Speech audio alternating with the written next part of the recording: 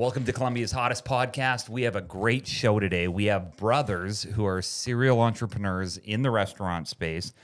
We have Lewis Williams and James Williams, who James is the president of Food People, which is the overarching brand.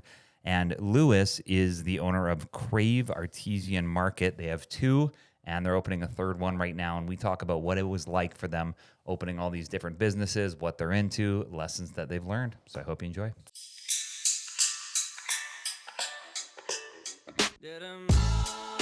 Hi, everyone. Welcome to Columbia's hottest podcast. I'm Dr. Randy here with Dr. Tom, as always, and we have a great show today. I want to give a big shout out to Gallup Design Build, who is helping the Midlands' most successful families turn their dreams into homes. We have two brothers today, serial entrepreneurs, James Williams and Lewis Williams. Welcome to the show. Thanks for having us. So you guys are in the food business, and it sounds like you have been since you were growing up. Your kind of family business, got out of it, back into it. Tell us where things are at right now, and then give us kind of a backstory so that people know. Yeah, I can take the first crack at it. So we've got, across the portfolio of everything we touch, we've got, 25 locations. What? Yep. So we have the Carolina Ale House brand. We have Taco Sushi, a brand called Alpine Bagel. We've got Crave that Lewis and I own together with our dad. We have RJ Rockers up in Spartanburg, oldest brewery in South Carolina. We got a little golf simulator bar called Streak and Birdies up there. And then we just became Whataburger franchisees. Wow. So that'll be cool. We're doing that down on the coast. But what Lewis and I do together is run our Crave restaurants, which is getting ready to be 3 locations. So all of it we put under the Food People umbrella. Is that your company, Food People, LLC? It is actually not an LLC. It's just what we do. That was my first question. That's right. There's like 50 different LLCs for different stuff. Yeah. But that's just sort of the branding, the DBA, if you will, that we put out to the world. Nice. And we kind of did it because you say we're in the food business, we say we're in the people business, right? Because it's not just the food, it's the people that makes it all go. Yes. Which is why Mark Wahlberg got you excited. Did he have a part in the Whataburger thing? Do you think to yourself, like, he was one watching day? a movie. Common mistake. He's Wahlburgers. Oh. Whataburger is out of Texas. What an Whataburger idiot this guy is. I had you guys going. Is a Texas staple. Wahlburgers is what him and his brothers do. Okay. Yeah, Whataburger's different. Close. But maybe you still were thinking about Whataburgers while watching a Mark Wahlberg film. That's right. All right. That's a great intro. So locally in Columbia, like where people, so Crave, We got Ale House, Yep. Taco Sushi. out in Taco Lexington. Sushi. Yep. That's new, right, out there or no? It's newish. a couple years old. Couple years. Yeah. Is that it? Is that all we have in Columbia Yeah, these days? I mean that's us. I mean we're also we've got a big family, also connected to a few other restaurants through them. So our grandparents started Lizard's Thicket back in 1977, No way. and so our father and his brothers and a few of our first cousins still own and operate all of those today. We've got another cousin who owns Terra downtown Columbia. Yeah. And then we've got some second cousins who own Villatronco, the oldest restaurant in Columbia, oldest Italian restaurant. So connected to a few others, but Crave and Carolina Ale House and Taco Sushi, those are the only ones that we are directly Gotcha. involved. You guys are running the food. I mean, your family is. Now, can I ask this? You guys are Italian. You said it before the show. Is there any mafia ties in this back in the day?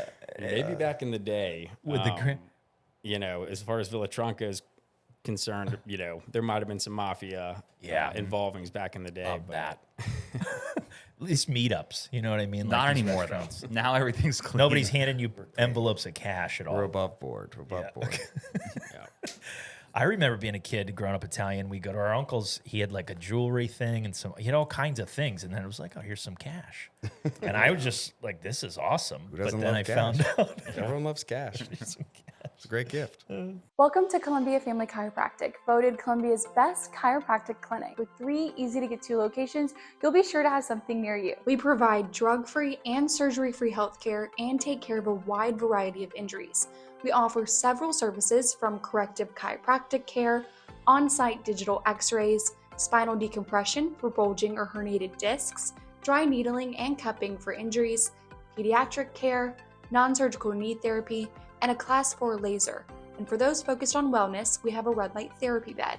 We accept all your major insurances. If you click on this ad, you'll get a discount on your first appointment. You can check out our website at cfc4health.com, or you can Google Columbia Family Chiropractic. That's cfc4health.com. So the family business thing is cool to me because I'm not part of like a family business growing up, and I've seen it go multiple different ways with people that I know. In the chiropractic world, I've seen it where like the grandpa was a chiropractor and then the son took over and then their son took over and they kind of had generations. But I haven't really seen it spread out the way that you guys have, where all the cousins and the dad and the brothers and everybody owns a little bit here and part of it and works together there. So can you speak to that a little bit? What was that like deciding you guys were going to go together on this one, but maybe not another one? Yeah, sure. So, I mean, we grew up working in the restaurants, Lizard's Thicket to be specific. And it was great. It was fun.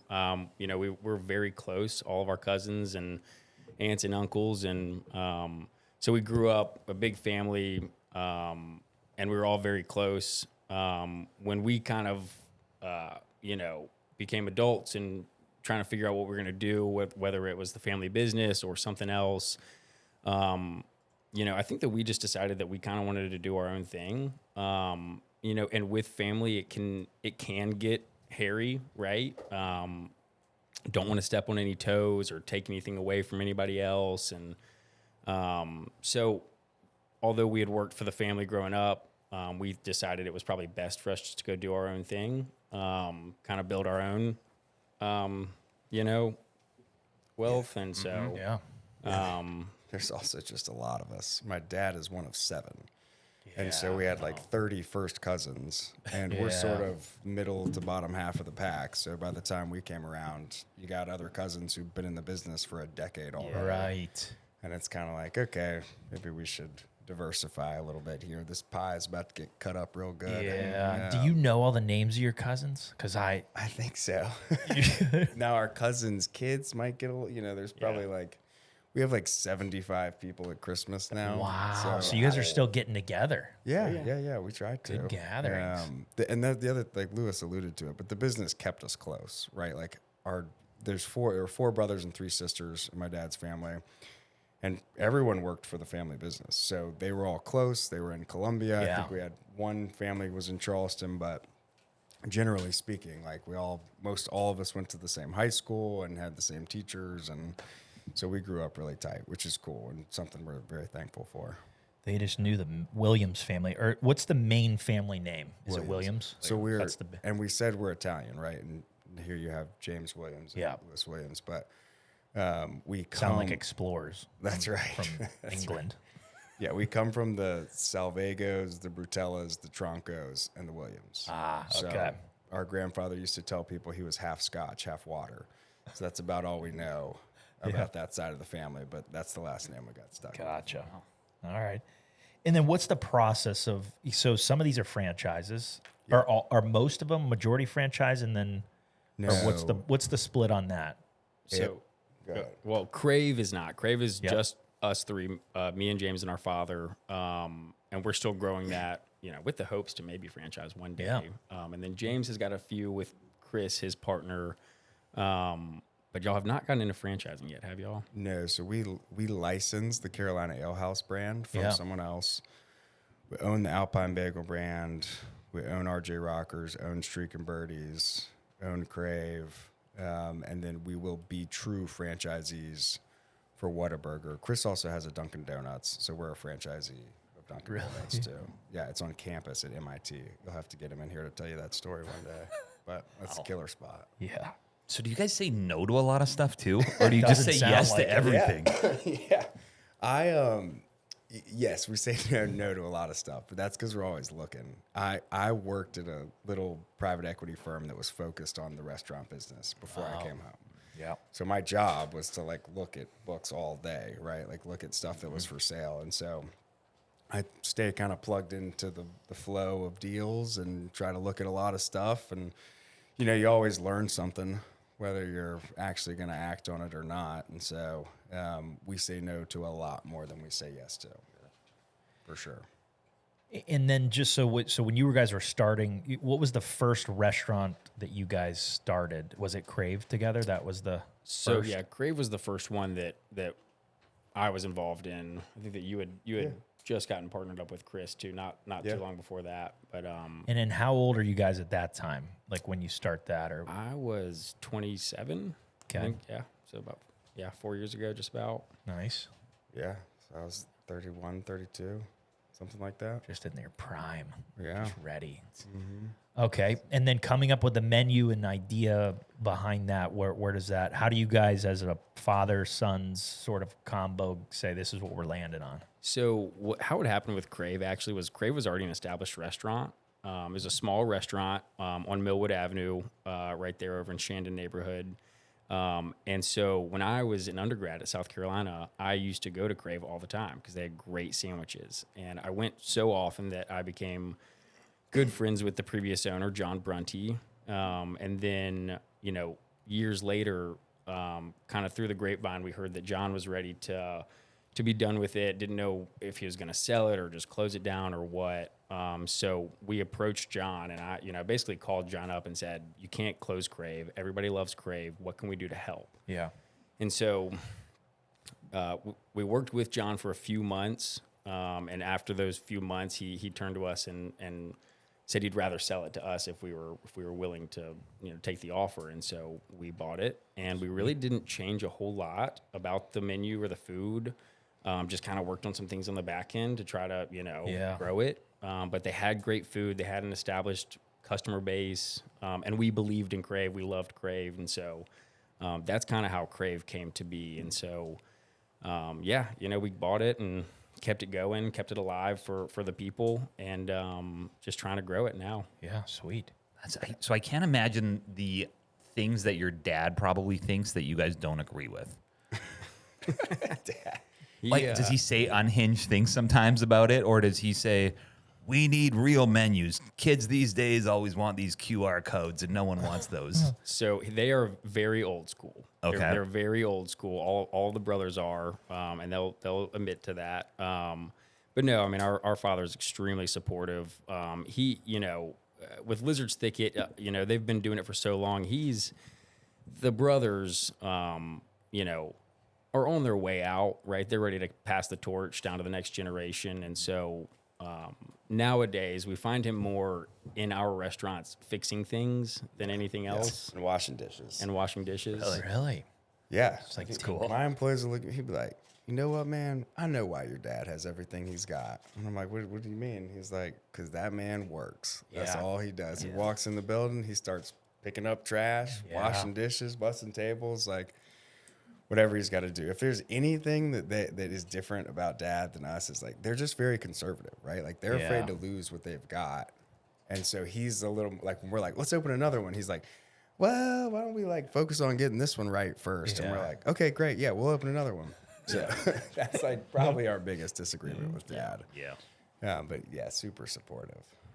And then do either one of you have any culinary or cooking background? Like, how are you cats in the kitchen? Well, and no is the answer. I mean, other than we grew up with an Italian mother who taught us how to cook. So like, we both know enough to be dangerous, but like to the question you asked earlier, like we're in the restaurant business, right? Like everyone wants to be a concept guy.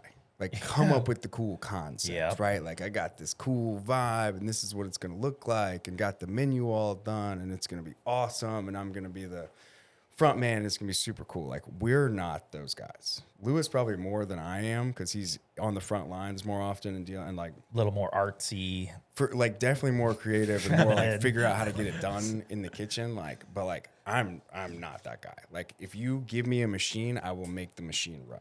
For sure. And like I understand this business, I understand what to look for and how to know when things are going wrong. And et cetera, and like surround ourselves with the right people. But like, you got to find great chefs, right? You got to find great servers and find great line cooks and like all the right people to put in place. Cause I mean, that's what the reality of it is. Like, no, like I want to find stuff that works and I want to go, give it life and help it grow and become something really cool. And Right. put the support behind the people who can make it all happen. Cause it's just not my talent. That's okay though. Yeah, I mean, I agree. I'm no chef by any means, but You could put together a mean sandwich, though. put a mean sandwich and a great taste tester. I mean, we know There what's you good. go. And so you like an expense report I like or a to- profit loss statement that I gets like- you. Yeah. Love a gets good going. P&L. I love a good profitable P&L. Yep. Yeah, I am kind of curious about that. You mentioned, so your background, James, was in like private equity and looking at businesses. What is the skill set that you developed, and was it through school to be able to look at somebody's business quickly, ask for X, Y, Z, and be able to go, yep, this is something we should purchase? Like, how do you develop that? Yeah, that's a good question.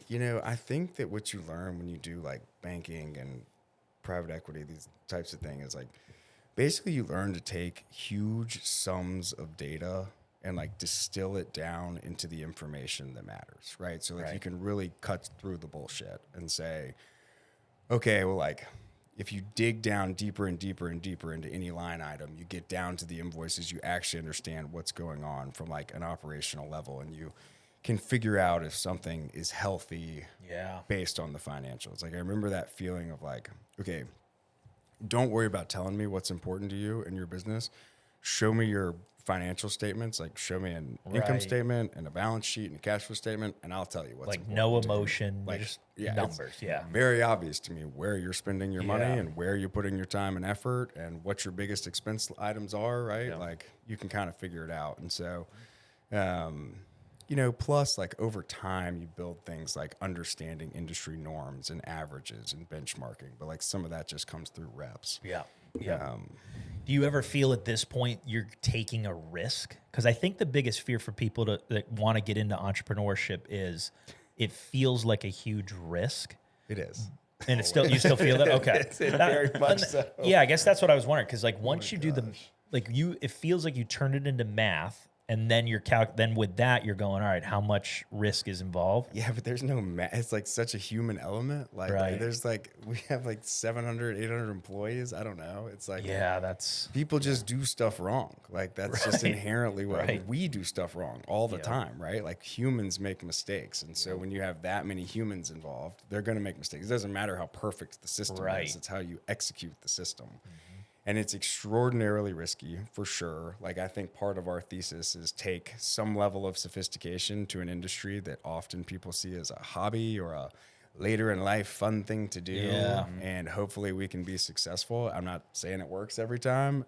Also, not every restaurant works, right? Like sometimes you got to shut down the losers and let the winners carry you for a little while. I mean, it is not for the faint of heart, and there are definitely easier ways to make money out there. We just so happen to, this is our thing, so that's what we're doing.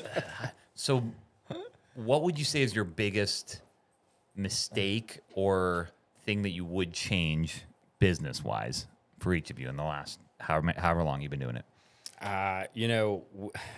I'd be open if I were to do something different with my restaurant. I would be open 7 days a week, every single meal period. Because if you're not open, you're not making money. Is what we were taught and what we've learned. That's good. That's good.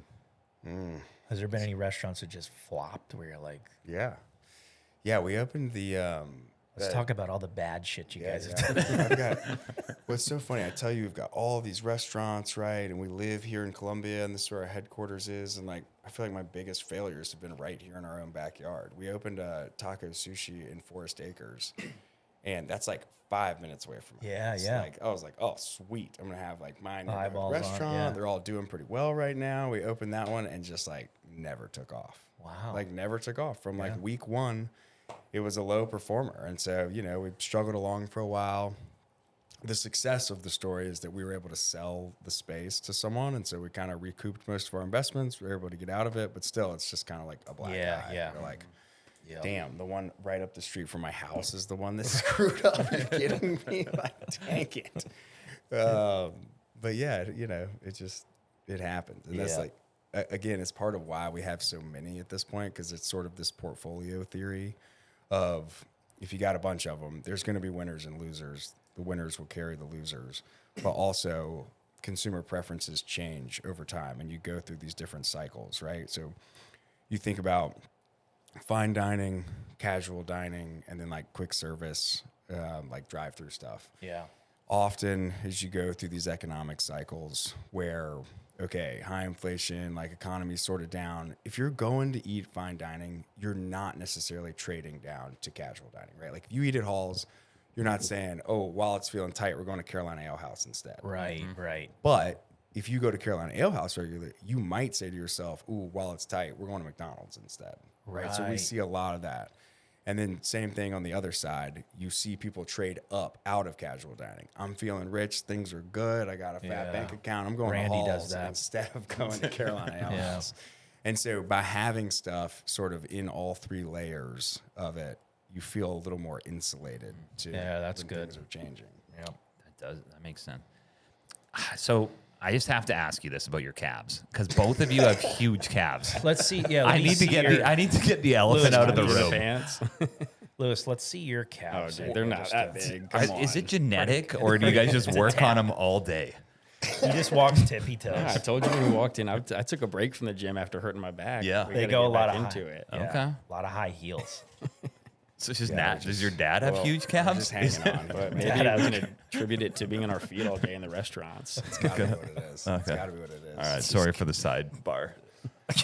He couldn't keep his eyes off him. Like he was holding back as much as he could. No, well, you have to work hard at calves, or you just have to be a hard worker, period, to have big calves. Like they go away fast. If you stop eating or you stop moving, nobody... I just don't think anybody like accidentally gets huge calves unless they're actually put in doing work. things. Yeah, that's good. Did you guys do sports growing up? We did. Yep. I played baseball and I wrestled and played football. Nice. And James wrestled and played football. Yep. A little bit of lacrosse here and there. Okay. If you guys wrestled today, who wins that? Oh, dude, I'd kick his ass. Really? I would definitely win. I love that. Do you guys still have any singlets like from in your closet? Definitely. You do? When's the last time you guys put one on? Oh, I wore one in college for Halloween. It was it was like 45 degrees out, and threw it on and went out to bars. With the 45-degree temperature. Oh, that's Do risky. you stuff the package during that, or No. No. you felt natural? You're Italian, yeah. You can do what you want. Have singlets got skimpier over the years, or less skimpy? I don't really Great know. question. I don't see a lot of singlets anymore, so I'm not sure. Yeah. I think that they used to have the high risers back in the day. You know, Yeah. like all the way Get up the on your quads out, thighs. yeah. And the thin straps. Yeah. And now, not so much. I don't know. I guess I haven't really watched it. You haven't been watching men's wrestling. Oh, I need to know more. You gotta show up. All right, let me talk about this. All right, let's get serious. Yeah, Is it a what- serious question? Yeah, No, that's it's what I do. I bring us back to That's right. real All right. life. All right, people business. You guys were mentioning like people business. So you alluded to 700 plus staff. How in the heck are you guys managing that? And what is that like? Who are your go-to people? Do you have like 5 people that you guys talk to, and then those 5 talk to 10, and those 10 talk to like? How does your people part of this work?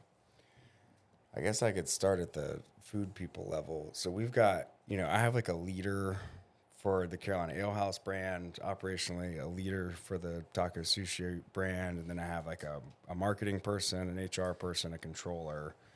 And so that crew is sort of my direct reports who I get together with every week, and sort of we have a very particular meeting structure we do, and then they go and do that same meeting with their direct reports, and then down and down and down.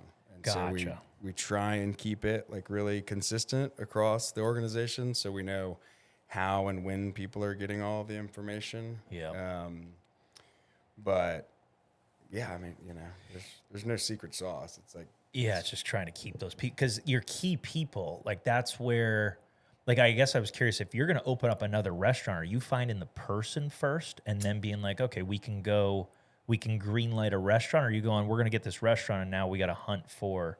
I think we say we find the spot first, and then you're kind of like, okay, this could be what we think it could be. And then very next thing though is like, okay, who's going to run this thing? Right. Do we have someone internally or someone we can go recruit or whatever? Gotcha. Okay. Yeah. So if somebody is in a key position, what does that look like? What does it look like for you guys meeting with them? Because they're probably all going to want equity at some point, or they're going to want some sort of share. They're after 20 years, they're going to say, "Hey, where does this go?" Or no, or open up their own thing. Or that's a good point. Well, yeah, I mean, I don't know if they're all looking for equity. Maybe they are, but we try to take care of them, and I think that with like my managers, my team, they understand that the only way for all of us to go up is through business and opening up a third location and a fourth location, and they understand that no one makes more money unless the business makes more money, right? And so I mean they've got a good understanding on the trajectory of where we need to go and how they need to, what they need to do to get to where they want to be. And so, with room to grow. Mm-hmm. Yeah, Lewis is right. I mean, when the restaurant wins, everyone wins, and there's more opportunity for everyone, and there's more to do, and all these things. And so, we have incentive structures in place where people are going to do well if the restaurant does well, for sure. Mm-hmm. I think the common misconception in our business is that the most important person in the organization is the general manager of one particular restaurant. Yeah. Right. So the next move after that is you go become a district manager or a regional manager or whatever you want to call it. But I'd rather pay the general manager more. And often our general managers make more than the position above, because without them, the place falls apart. Right. They run the multi-million-dollar business. They're the coach of the team. If the district manager goes away, the door's still open. Everyone still plays the game. We're all good. The GM goes away, we're scrambling. That's an issue. And so kind of getting people to understand that and creating the right incentives so that people want to be a general manager, not necessarily have a little more flexibility, but make less money because there's some sort of district or area manager. Right. That's always an interesting balance.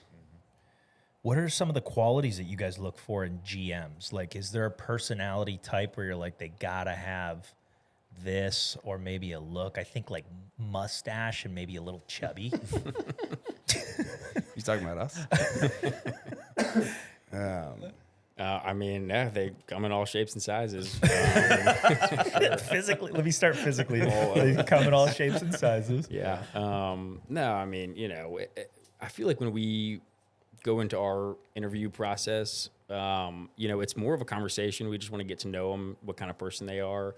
Of course, they've got to have, good work ethic and this and that. But, a lot of the times when I hire folks, I tell them I'm really looking for just a couple things. I need you to have a good attitude, and I need you to show up to work. I can show you how to do the rest, depending on what it might be. But, a good attitude goes further than everything in the restaurant. Someone comes into work with a bad attitude, and it can ruin the day for everybody. Sure.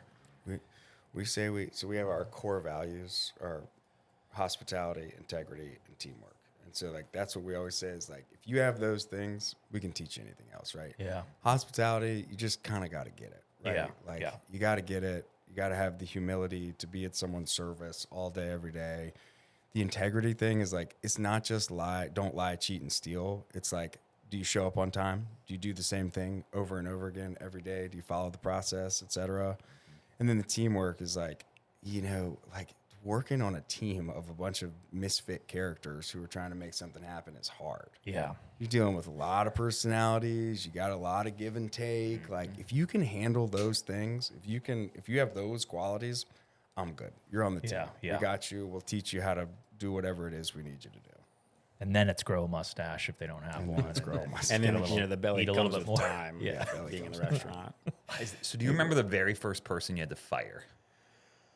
Not the very first. No. I couldn't remember the very first. There's been a few over the years, but I hired a guy to be like a big hire. It was early. It was like I couldn't have been there for like 6 months, and I hired this guy to be I think he was gonna be like either district manager or director of operations for Carolina Ale House. I mean, this is like a big job, big salary job, and I'm like this young hotshot dude who thinks he knows everything, who's running this company now. And I remember that the ladies in the office came to me and they're like, "Hey, it's like week 1. This guy's in the office. They're like, we're not sure about this guy."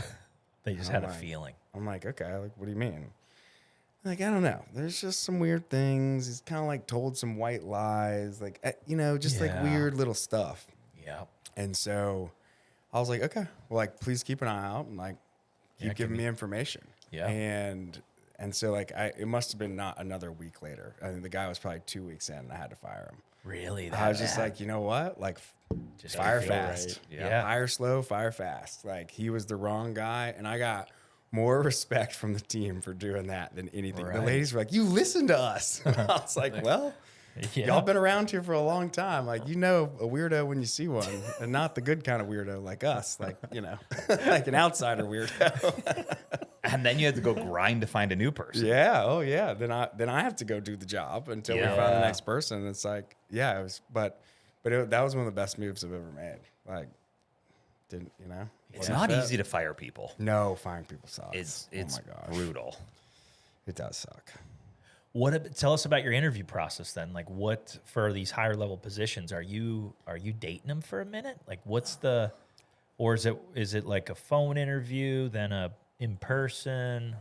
You try to be fast because like people are always getting gobbled up, right? And so speed to hire is important. I would think we would say with like any position, but it kind of depends on what level. But generally, I'm trying to get buy-in from the rest of the team.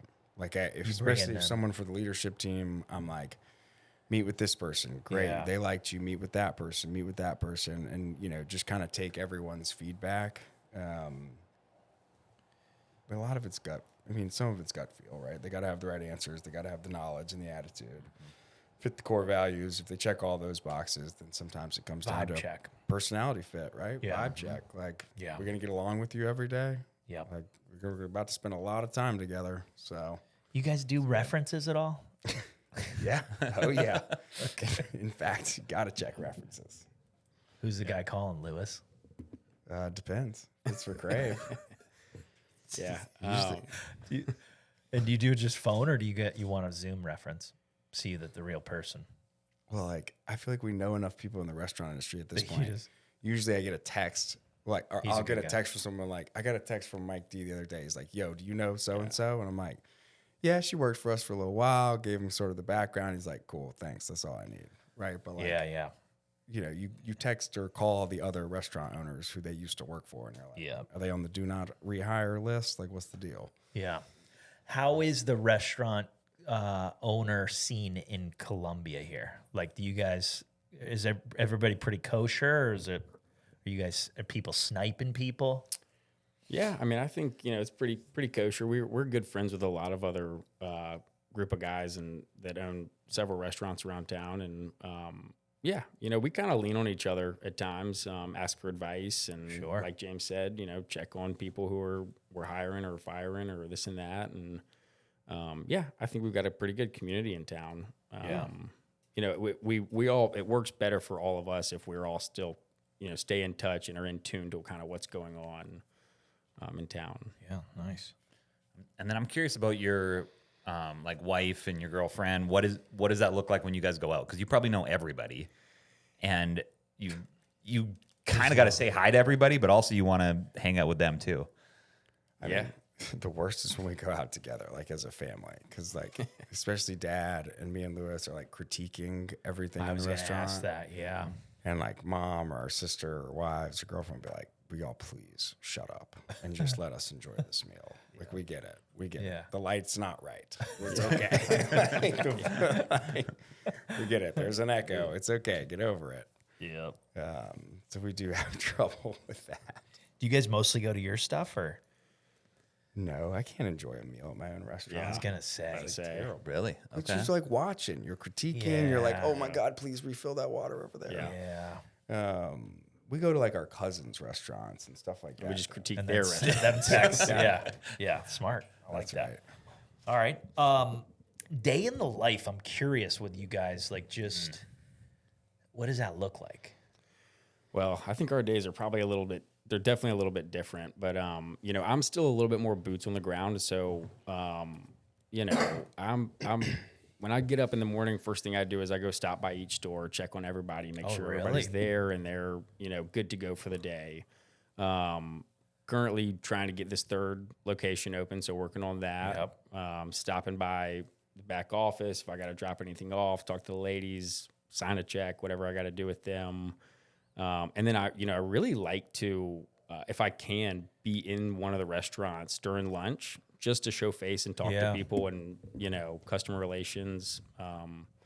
So I try to be there during lunch when I can, when we're busy, you know. Yeah. What time are you getting there in the morning? 6 a.m.? No. 8 a.m.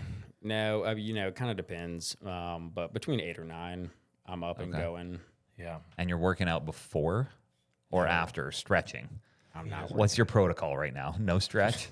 Just walking around the restaurant. Yeah, that's my stretching before I walk around the restaurant. That's good. Okay. And then what? And then by lunch, you're... God, every day is different. Yeah. I mean, I wish I had like a set schedule, but my days are always different. So it just kind of depends. You know, Wednesdays I'm at a podcast with you guys. Yep.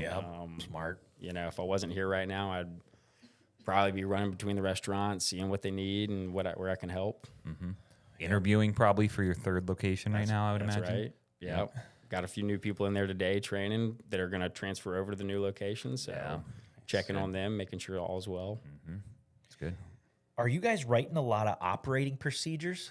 Like, what's that like? Or do you guys have pretty down at this point? We do some of that. I mean, like, to be honest, like we use Claude as our AI platform now, and like that stuff has helped so much. Yeah. It's like crazy. Taking like our training templates and trying to professionalize them or consolidate them. Right. Like, one restaurant was doing it this way, another one was doing it that way, and like trying to consolidate things. That's been super helpful. Yeah, that's nice. But yeah, we're tweaking stuff, and you know, we do menu changes and things like that. We have to, you know, put new recipe books together and like. Yeah. What are your guys' old ladies doing all day? Georgia runs a marketing agency called Hollyoak. Hollyoak? She's got Really? a couple of full-time employees, and they've got She's out there marketing. a dozen clients or so. They do a bunch of social media, website management, creative, all the good stuff. She help you guys out? She does. She does some of our brands. Nice. So yeah, she's, you know, she's also 9 months pregnant, so she's probably also resting every now and then. She might rest now and then. It's fair. Yeah. Yeah, Emma's working, and then she's going to school right now. So she's got a pretty full day. She goes to night classes. So I don't get to see her too much during the weekdays right now. She's been real busy, but yeah. What's she going to school for? She's going to school for esthetician. I think that's right. Yeah. With I think the end goal is to be able to do like Botox and you know, I don't know all of the lingo and what exactly it all entails. People want to know your treatment protocol. Phyllis, don't hide it. How often you're going to get your skin done? Yeah, I do get you know, I'm her test dummy, so She's you can tell I'm glowing today. just great skin. You do have great skin. And does your hair always look exactly like that? Yeah, what'd you do to it? Did you put product in there? No product, all natural. You Both of you blow guys? dry it. You blow dry it for sure. Nope. You're telling me you didn't blow dry your hair or put product in it? 100%. No product. That's no blow incredible. dryer. That's training. That's Italian Wow. training. My grandfather had that too. I did just get it cut. Usually when it's a little bit longer, it gets a little curlier. Yeah. A little messier. Yeah, it's good. Yeah, I'm looking at it. It's nice. What You guys hats? You wear hats ever? You don't even need to. A lot of hats. I wear hats, Okay. yeah. Hats are what when you're golfing for sure. for sure. What about a visor? I feel like you're a visor guy. When the hair's a little longer, you can You rock like to the get it visor. out there, yeah. So you're a 9. Do you want to tell everybody about your new handicap in golf? Oh yeah, you got. I don't think you heard that. No, I missed. Oh, You it's guys were big. talking for a while without me. Yeah, it's big. Tell us about your golf journey. Golf journey. I played my first round of golf like 5 years ago. Okay. It was like after business school, and I was working a ton, so like I didn't really play much. And then, you just realize it's like the best game ever. It's unbelievable. Play it for the It rest of really your is. life. You're like, oh my God, I can't play any of the other sports I used Right. to play. Yeah. This will be great. And so, yeah, I love it. It's like between having kids and working a bunch, like I don't have room for lots of hobbies. That's like my one hobby. So yeah, it's good. It's fun, man. We love it. Are you members? Are you guys members around here? James is a member at Forest Lake. Ooh, nice. Yeah, it's great. It's a good track. It's fun. But you went 9.9. 9.9. You got have into to the announce singles. the single Someone digit would thing. say- It's I a was on big that deal. journey. Someone would say it's the perfect handicap. It's just as high as you can possibly be. Yeah. Still be single digits. Yeah, that is good. I remember cracking that. That was good. I've never cracked. I've hasn't been in singles yet. 10.2 is my lowest. It's not good to do it. It's terrible, actually. It just gets way less fun. to It's a gamble with psychological friends. thing, though. It's- Like it's a getting point of under 10. pride. I'd like to go right back up. Right back up would be Creep great. up, yeah. Have you got a hole in one? Nope, no home Not runs. yet. Been close though a few times. Close. No, I haven't broken 80. There's always another little. Wow, game you to haven't broken play. 80 yet as a niner. A bunch of 81s. A lot of low, yeah. Gotta be. But there's always like another game to chase. Like another stat to try and get. So that's what I love about it. Well, there sort of is, but so I've had those things on my vision board year after year. I didn't start golfing until I was probably 30. Yeah, I was like 30. Yeah. And last year I broke 80 and got a hole in one in the same year. No and way. it broke my vision board. I don't know what to do when I golf now. It's like the thing that I've been chasing is completely gone. That's awesome. So don't wish it away is what I'm saying. Because part of the fun is the chase toward it. Yeah. Lewis, you golf at all? I do, not as much as I used to. I used to golf quite a bit, but when I can. I think what am I, like 15, 16 handicap? Yeah, something like something that. like Yeah, just not as good as your You know, brother. playable, not as good as James. I used to be able to Yeah, you used to beat beat him, and then he started playing more. I started playing less. Yeah. That's how it goes. Tell us, so let's talk about the golf simulator biz. Yeah. How did that is that a franchise or is that just a concept you guys? So we actually, there's this guy, John Balknight, up in Spartanburg. John's the man, and he owned RJ Rockers, which is the oldest brewery in South Carolina today. Yeah. And it's like this big warehouse building where they had a restaurant kind of on one side with a kitchen, and then the tap room where they're also brewing all the beer. And then downstairs on the far side of the building was Streaking Birdies, this like golf sim bar deal. And so long story short, we got talking to John. He had been friends with Chris from previously, and we got reconnected, and we said, you know what? Like, maybe there's something for us to do here. The restaurant was really a struggle. He was like, I did not mean to be in the restaurant business, but you got to serve food. And so long story short, we bought the business. John stayed in. He rolled some equity. We're partners now. We converted the restaurant to a taco sushi.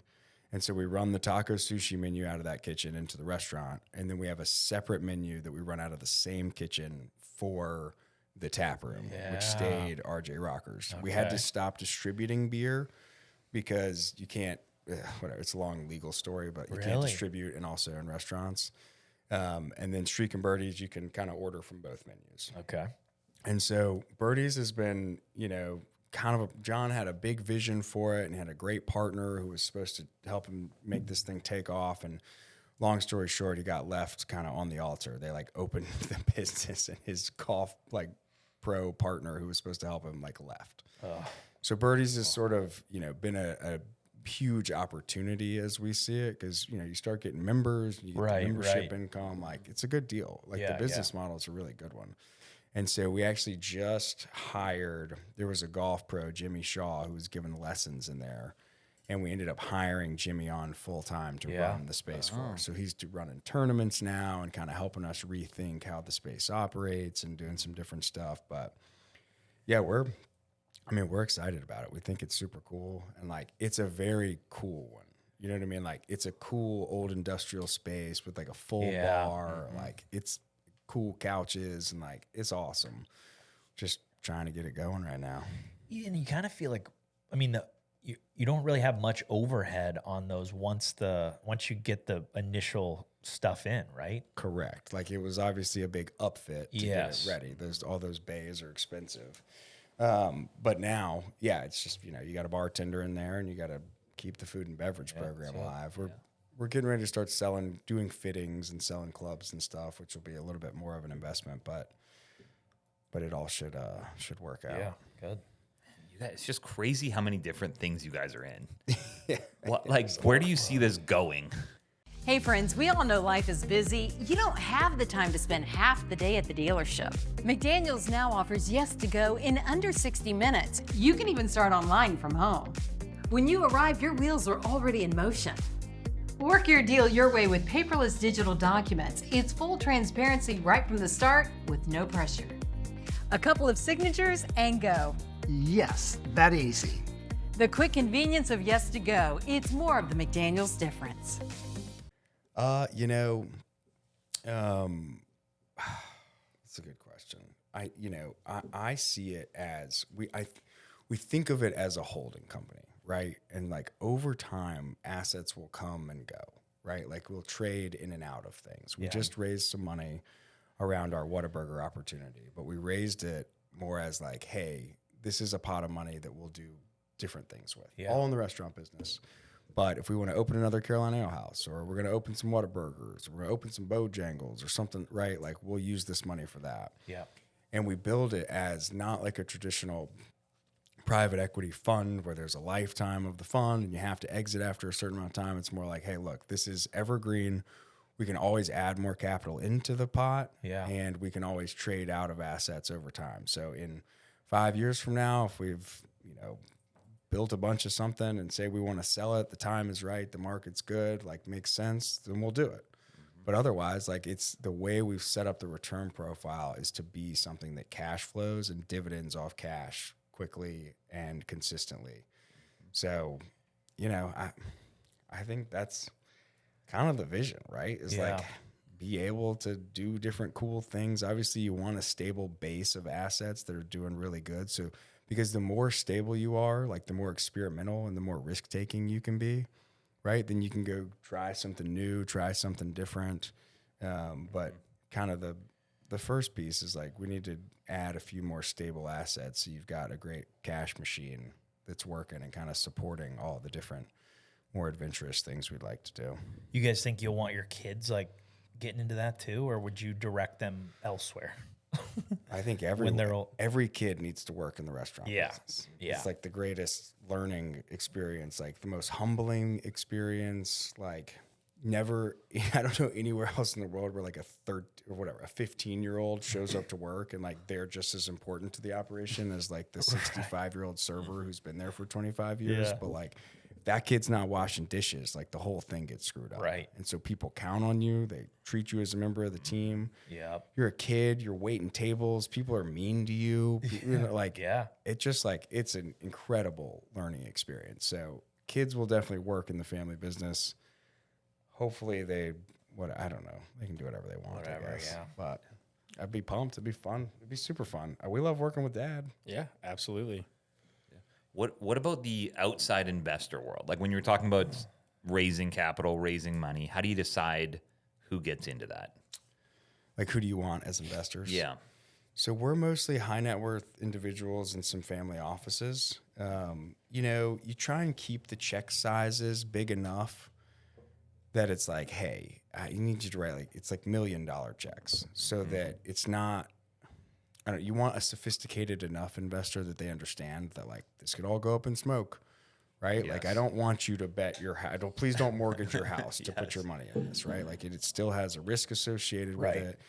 You want people who believe in you and trust you and are investing in you, right? More than anything else, that you're going to make good decisions with their money, and you don't want someone who's going to be, up your ass asking questions about what's going on, this and that. It's like, generally you want people who are willing to be passive, and you're going to feel good about making them money. I mean, at the end of the day, like you make someone a bunch of money, they're along for the ride for the next one too. Oh yeah. Yeah. And that's how you kind of build, your portfolio of investors, and it enables you to do more and more and more down the road. And you're not doing it in $5,000 increments either, which is nice because then you only have to deal with a few people with big amounts, which is smart. I think that's everybody's dream. That's right, for sure. Yeah. Yep. Did you both go to business school? No, I didn't go to business school. Yeah, You did? Yeah, I went. Yeah, Did you feel it was worth it? I'm always curious. Like, yeah. you like Business you school's got awesome. you got like did you just because I always take it as like it's pretty fun and It is. but like the people that like just grow up and do the businesses stuff they're like, oh, I For didn't sure. learn. Now, for sure. Like it certainly serves a very specific purpose. Yeah. To be honest, I would say like to be an entrepreneur, like it's not the best path. Right. I was in the Peace Corps, like living in the jungle in Costa What? Rica, and I was like, I gotta. How'd you end up there? Wait. Right. I'm like, okay. So I went to undergrad, worked at this nonprofit in DC. I got this fellowship and like whatever. Spent a couple of years there and was like, okay, I didn't like DC. I was like, I gotta get out. I gotta do something get to the adventurous. I jungle. gotta do something. And so, long story short, like the door that opened was Peace Corps. And so I went to Costa Rica for a couple of years and was like, when you live in poverty, the like financial security starts to become much more like you're like, oh, this is like super important, Right. That I'm gonna have to make money, like take care of a family, Yeah. because you see it in this very visceral way. And so I was like, okay, man, I'll go back I do business school. Business school would be awesome. And I was ready to be closer to home, so I ended up going to Duke, which is a great school, close enough to home to be able to get home, And so for me, I did like what they call the triple jump. Like I changed geography, I changed industry, I changed my function. Like I went to an investment bank out of the Peace Corps. Like that was a total culture shock. So I did my summer at an investment bank and then went to this little private equity firm in Raleigh after school. But like for me, that's insane. Like that's an opportunity I could not have I wouldn't have even known who to talk to, like where to ask, right? Like for like a major pivot in life, it's an incredible tool. And especially if you're trying to get into like big corporate world, Kind of big tech, consulting, banking, you don't have to because you could have done it out of undergrad if you got it right. Right.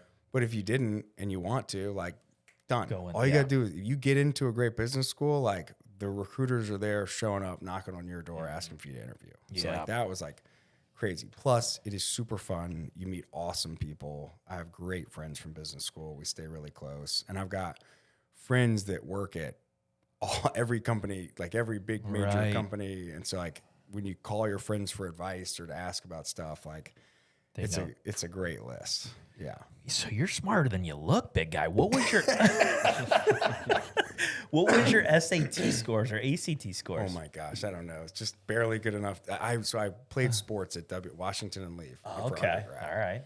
Okay. And so I had the football coach and the wrestling coach support my application. Nice. Which was big help. Okay. Big help. Right. I scraped into that one. All right. But that's good. That's right.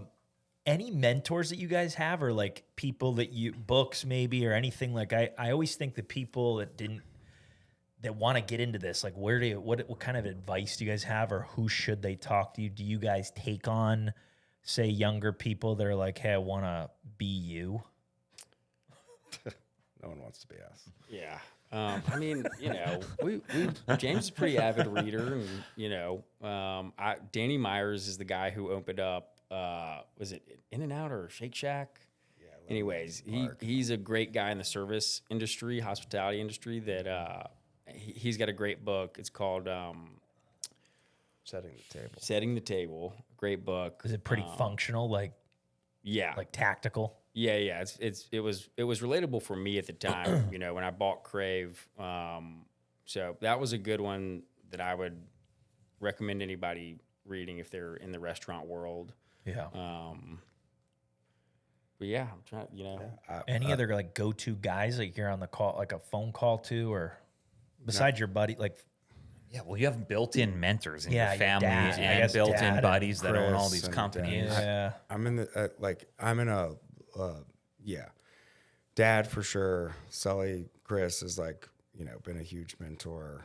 I have a little group of other president, CEO guys and girls that I get together with. They're like a huge asset. yeah, The first book I ever remember being really impactful for me was Good to Great, which Jim Collins. Yeah. That's like right out of Classic, college. yeah. Read that and was like, oh man, I want to run a company one day. Like, Yeah. This is so cool. And I read it again every once in a while. Nice. It's like, yeah, it's just like good fundamentals. Like, I love that book. yeah. What about the real estate side of all these businesses? Yeah. This is kind of a different direction now, but I'm curious if you, Ray Crockett. yeah, like the Ray Kroc, and I know Chick-fil-A is kind of in that world too, where they're buying the building and owning the business. Yeah. I know the Frank's Car Wash thing. Yep. They just wanted the real estate and just put a Right. car wash in it to hold the real estate. Just pay rent, right? Yeah, and I find that that's kind of a common thing, but also it holds you up a lot if you want the real estate in opening your new businesses. Yeah. So the money, like the cash, like the livable cash is from the operations. And fundamentally the operations have to be good to make it all work. When you can buy the real estate, incredible. Yeah. Great. Yeah. You know what I mean? You see a piece of real estate, get it for a good price, and you can turn it into something that's going to work. That's magic. That's awesome when that happens. And like, I feel like a lot of people in our industry think of owning the real estate as like their 401k, right? Like Right. that's your long-term slow drip, pay down Right. the note, and you're building equity. Okay, great, over time. But again, like that's not cash you can live off of until Right. that note's paid, Right. until that mortgage is paid off. And so fundamentally, you still got to have the ops. Like you Right. got to have a restaurant that makes money to be worth anything. Yep. And so, but absolutely, like we absolutely try and do buy real estate when we can and when it makes sense. And, a lot of it's like a relationship game. Try to get stuff. This isn't like us buying some investment property like, oh, new Hardee's just built, buy on a 6.5 cap rate. Like that's not the kind of stuff we're looking at. We're looking at like, hey man, you've got this building, you've been here for a long time. You're not going to do this forever, are you? What you going to do? Build a relationship, talk to the guy. And then eventually when it comes time to sell it, he's like, hey, I'm ready. Yep. You guys want this? Yep. So Nice. You ever eat at Tasty as Fit? yeah, I ate there today. You did? I'm a very regular. I mean, I eat there like probably 2 or 3 times a week. Yeah. I go on runs where I'm there. You know what I had to tell Emily though? What? Her straws were god awful for a while. You were the new straw guy? I was the You got straw new guy, the straws. big They're ones. great. The thick Yeah. ones. The Yeah. thick straws are She's so been good. through a journey of them, I feel like. They're where- good. The thick straws are good. Because you couldn't even have a smoothie. Randy's not a straw guy at all. Like a spoon thing. Yeah. Yeah, well, with a smoothie, you almost have to have a straw, but it just like watching a guy suck on a straw. It's just it doesn't feel because it's like struggling. Like sometimes He you're feels like like he's talking doing something and you're- dirty. No, not that. That's not why. He wants I- private time if he's watching a guy sucking. No, no. It's just, I just think of like like if you're gonna drink something, you want to like. I don't know. I don't know. I guess I don't know where I'm going with that, but the straw. I tell people it's for wrinkles. You don't want the wrinkles around your mouth. No, we love Tasty. Yeah. And like Yeah. Emily's food is like super good and super healthy. And like, people, Crave does have a lot of healthy, good options. Yeah. It's funny. I tell people always that we win best healthy restaurant in Columbia and best hot dog. It just feels like it doesn't. It's a little bit of a dichotomy there. Oh, I didn't know you guys had hot dogs. We got That's sick not hot dogs. So really. good. Yeah, Often that's I not get on a menu item many places. Often I Definitely get a not. salad with a Get over side. here Surprised, over there. yeah. Hot dog on the side of a salad. Oh my gosh. Wow, Let's balance. what a Let's move. balance. So Yeah. What makes a good hot dog? ingredients. The shape for you, the shape for Randy, but Good coleslaw. Good coleslaw. It's all about size. No, Coleslaw. it's the side. It's the sides. Then is what you're saying. And the bun. Are you guys going bun too? Right? Yeah. Oh yeah. Bun. Oh, Good important. toppings, good homemade chili. Thickness. okay. Do you guys are condiment people on hot dogs, right? Oh yeah. You know anybody that's a plain hot dog guy? No, we're not friends. No. That's exactly it. There's a couple guys we'll golf with and they'll order a plain hot dog. And I'm like, what are we doing here? God, They exist way more than I thought. I can't even imagine it. Yeah. Yeah. Fucking just raw dogging it. That's crazy. All right, I have a question. The Northeast Columbia, this area up here, what's going on with the restaurant world? Like, do you guys have any insight on how do we get something up? Like, I feel like there's enough houses, money, people, but nobody eats up here. There's nothing to eat up here. So where do y'all go? Like, where do Up you- here, y'all I go live- downtown. You live up here? I live up here. I'm in Wildwood. You're in Wild. So like, honestly, someone should do a case study on like the rise and fall of Sandhills. Yes. 'Cause that was bad. That was That's tough. terrible. Like when we were kids, that was a hot. That was the spot. That was Bull Street. Yeah, that was yeah. like they got a movie theater. There's stuff to do, shops, Yes. and then man, I don't know, it just petered out. Like it, I don't know. I mean, I guess you it's got dead, that little yeah. Sparkleberry crossing, Clemson They're Road. starting to build like, a little something, yeah. There's like that's always been sort of the staple out here, but Does it even ever cross your mind to open something out here? I've come out here and looked at stuff. Yeah, really? But it just feels high risk. That's what I don't get. I don't know how we get some. I don't know how we get it to grow out here. It's a good question. Like Ratio was awesome out here with Javier. So I looked at that space when we Yes. left, and I was like, I don't know, it's just kind of terrifying. I know. Like, there's nothing else around. I see the rooftops, but then who's here know. during the day? Yep. That's part of it. Is like no one works out here. Not like Right, there aren't like right. big office buildings. Like you have nighttime traffic, people eating dinner, but Right. like, who's gonna come eat lunch? We're right? not going Like, out. Yeah. Yeah, Yeah, we that's used a good point. when I first moved here in 2018, Solstice Kitchen was here. Yes, that was in Sparkleberry. Yeah, and it was awesome. That was a And top 5 restaurant Really? in Columbia. It I was feel like I so remember good. that. Yeah. But Spring Valley, yeah, we kind of end up going to like the Spring Valley restaurant now, and it's awesome. But downtown has a lot, I feel like, but it's 25 minutes from here, 30 minutes. Yeah. It is. You guys are Forest Acres people? Yeah. I'm in like the off Divine Street, Heathwood neighborhood. Yeah. Nice. What's your go-to like date night regimen? Do you guys go walk around, Hold fill hands. up coffee? Yeah. Out on Open the Divine door for Divine Georgia. Street's always good. A lot of Divine stuff Street's on Divine. hopping. Yeah. We go to Terra. That's like our number one go-to. Yeah. Tara's good. We go to Hendrix sometimes or Black Dog. Yeah. Those are our buddies' restaurants. But then just like eating out. I mean, like, I don't know. Saturdays I go to home team, I feel like. Watch Yeah. sports, let the kid run around. Yeah, It's a pretty yeah, safe it's space. But yeah, Divine Street's got a lot of good stuff going on. And what's going on in 5 Points is good. Like lots of good Yeah. things Yep. popping up. You like what's happening around the baseball stadium? Yeah, Bull Street. Yeah. Bull Street's awesome. I mean, they've Feels done a like- great job, and you know, it just continues to grow. They just opened up a new pizza shop over there. Yeah. and- Coastal. yeah, it looks great. We went to Tupelo Honey over there, and it's the Charleston Yep. brand, but they did a good job. Food was Yeah. good, atmosphere was cool. Asheville brand. Is it Asheville? Yeah, Tupelo. Yeah. Yeah. First time I had it, I thought it was Greenville. Or maybe both. I know their Or headquarters used to be in Asheville. Yeah. Because one of my buddies used to work there. But yeah, they've done a good job. That's the Hughes family. They've done a really good job. They've crushed it. Yeah. You want to do the little gallop time? Let's do it. Let's do our Gallup design build.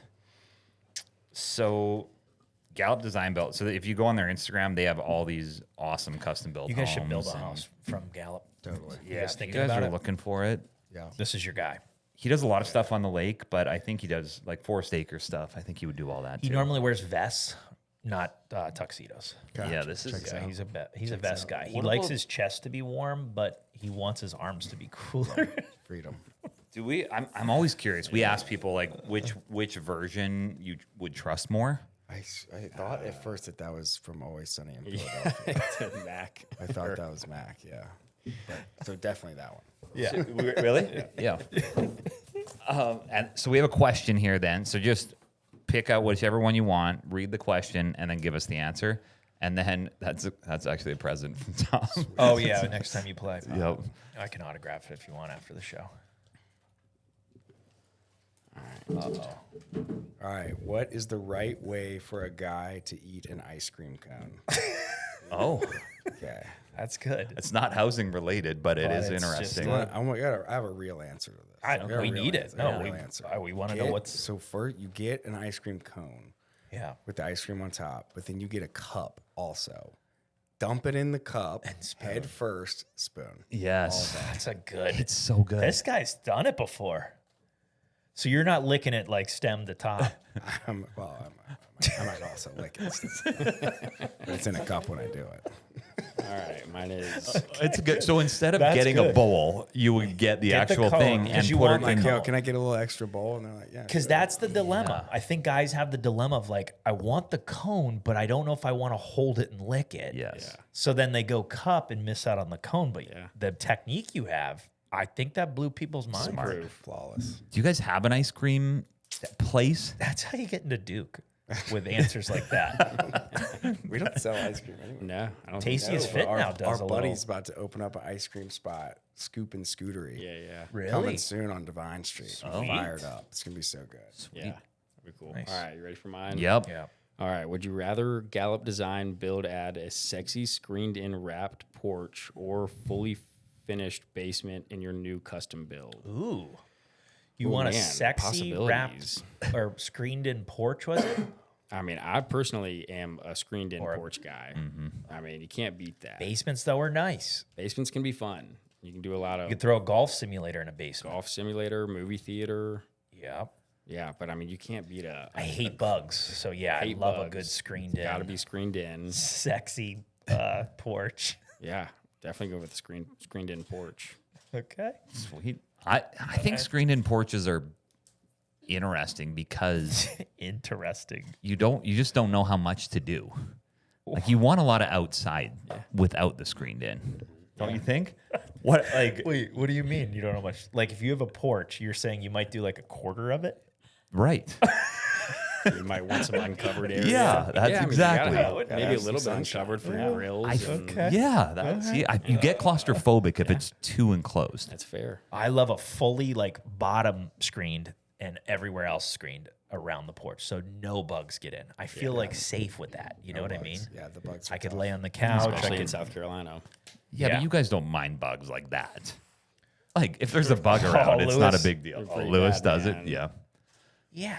Mosquitoes in Colombia can get pretty bad. Are you guys outdoorsy people, like campers and hunters and Yeah. fishers? You like all Really? that? Really? Yeah, I like to fish, and we go out to the lake, and yeah. Yeah. Okay. Boaters? You guys boaters? Yeah. Yeah. We grew up with boats. Boating. Okay. I have two more questions after you. I After just this. have a couple too. right. We can wrap it. You want me to go first? Yeah. All right.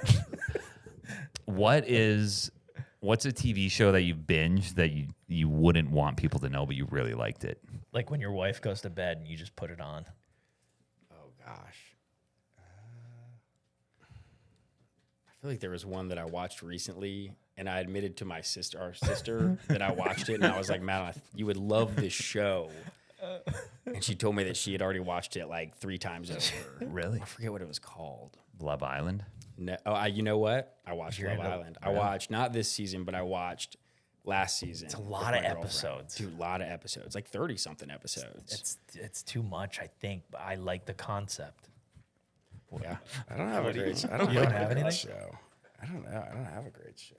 You're not watching The Little House on the Prairie right now on Netflix? No.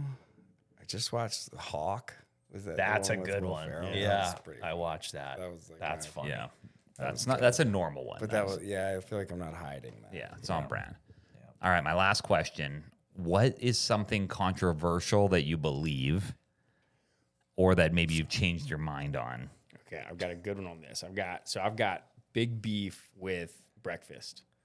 So my beef is that whoever decided that breakfast food is breakfast food. Great point. And nothing else can be breakfast food Right. other than breakfast food. And now you can have breakfast for dinner. That's a thing. People do that. Yep. But if you wanted pizza for breakfast, it is taboo. Right. And That's so, good.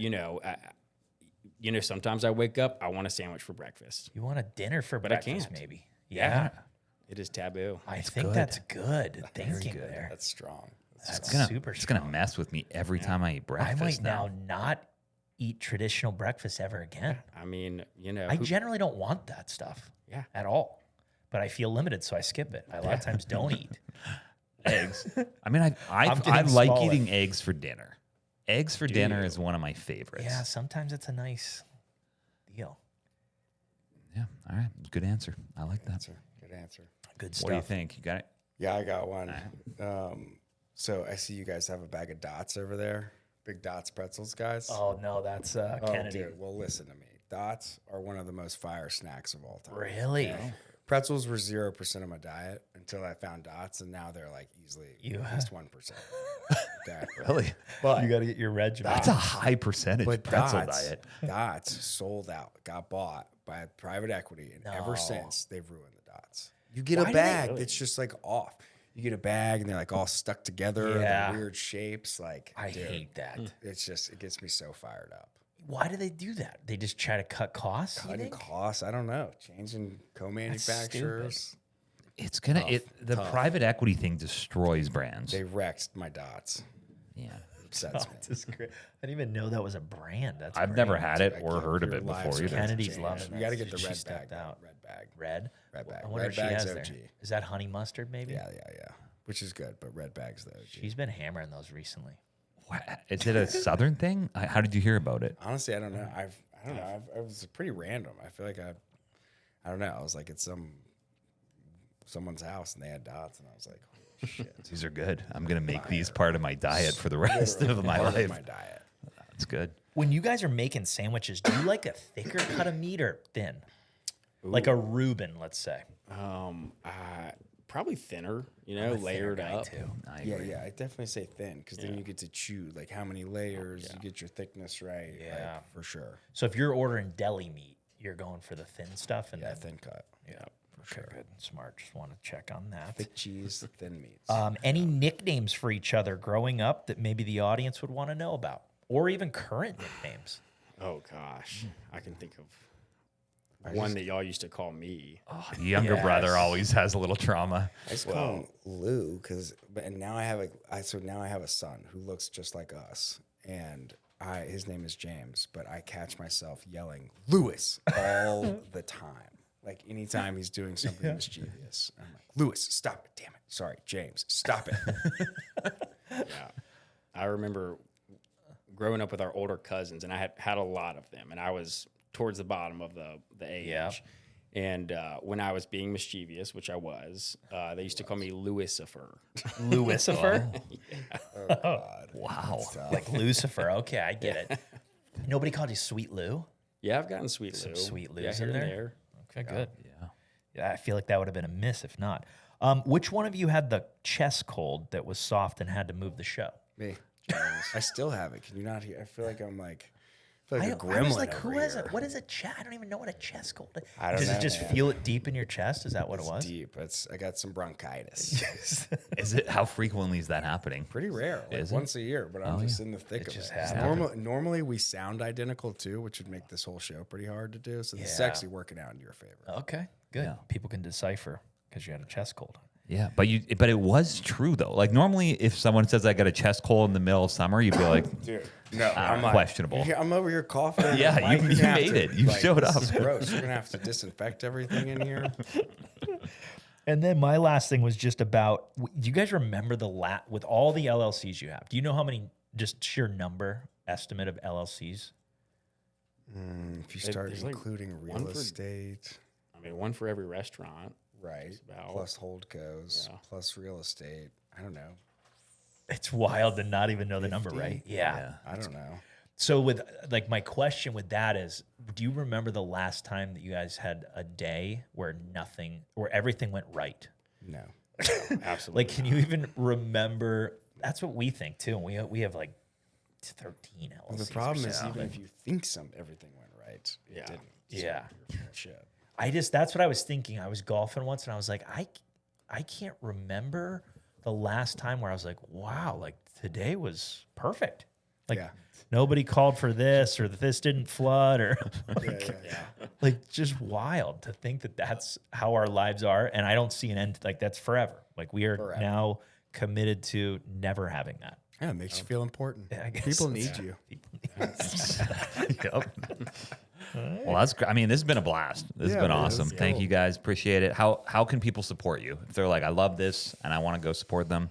Come out and eat. Yeah. Come out and to our eat. restaurants. Come Right. order some Crave crushes on catering, sandwich trays, all kinds of good stuff. But yeah, just come out and eat, man. We'd love to see you. Or stroke a milli check to you guys. too. Yeah, for that. Raise some money for the big dogs. Awesome. All right. Appreciate Thanks, it. guys. Stuff. Thank y'all.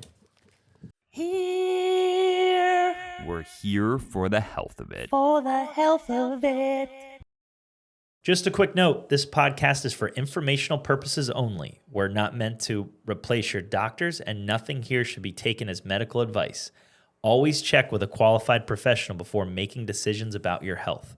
The views and opinions expressed by our guests or hosts are their own and do not necessarily reflect those of this podcast.